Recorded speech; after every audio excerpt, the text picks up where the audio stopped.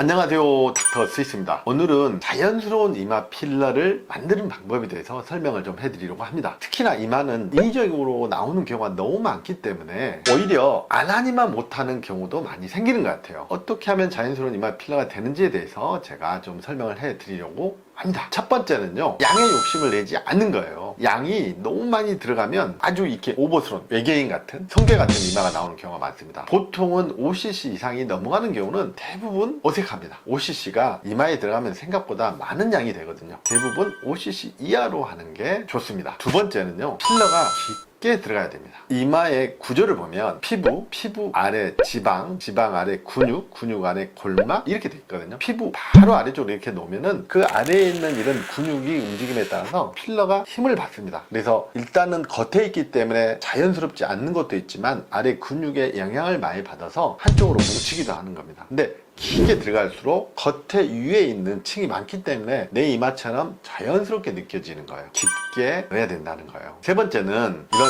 이마를 보면 위쪽은 뼈가 이렇게 있고 아래쪽도 이렇게 뼈가 있습니다. 대부분 이마를 자연스럽게 하려면 내 원래의 모양을 어느 정도 보여주게끔 해야 돼요. 즉 위쪽에 있는 이마, 아래쪽에 있는 뼈, 이 뼈는 그대로 두면서 이 가운데 있는 이 부위 있잖아요. 이 부위를 자연스럽게 이렇게 넣어주고 아래 위를 연결시켜주는 이런 느낌으로 가면 상당히 내 이마처럼 자연스럽게 나올 수가 있습니다. 이 부분도 상당히 중요한데요. 경험이 많아야지 잘 할 수 있는 부분이기도 합니다. 자, 특히나 이 눈썹 위쪽을 완전하게 확 이렇게 채우는 경우는요, 눈썹과 이 이외에 있는 살이 완전히 이렇게 서로가 일자처럼 붙어버리면 아바타 같은 이런 느낌이 나와요. 눈썹 위쪽은 약간 없는 듯이, 관자도 약간 없는 듯이 하면서 앞쪽 이마는 자연스럽게 좀 나오는 디자인을 해주면 특히 더 자연스럽게 나올 수가 있습니다. 자, 그리고 마지막으로는요, 코와 광대 크기에 맞게 이마를 해야 된다는 겁니다. 즉 코가 이렇게 아주 작은데 이마를 이렇게 아주 많은 양을 넣으면 이마가 훨씬 더 부자연스럽고 어색하게 나오는 거고요. 이 코가 작으면 이마를 조금 더 낮게 하면서 자연스럽게 더 만들어줘야 되고, 코가 높은 경우는 이마를 조금 더 올려서 코하고 어느 정도 밸런스가 맞게끔 해주는 게 좋습니다. 특히 이 관자 부위도 이 광대하고 맞게 어느 정도 해줘야 된다는 거죠. 그러니까 광대가 많이 나온 경우는 조금 더 넣어주고, 광대가 조금 나온 경우는 조금 덜 넣어줘서 이 전체 흐름이 부드럽게 흘러가게 해주는 게 되게 중요합니다.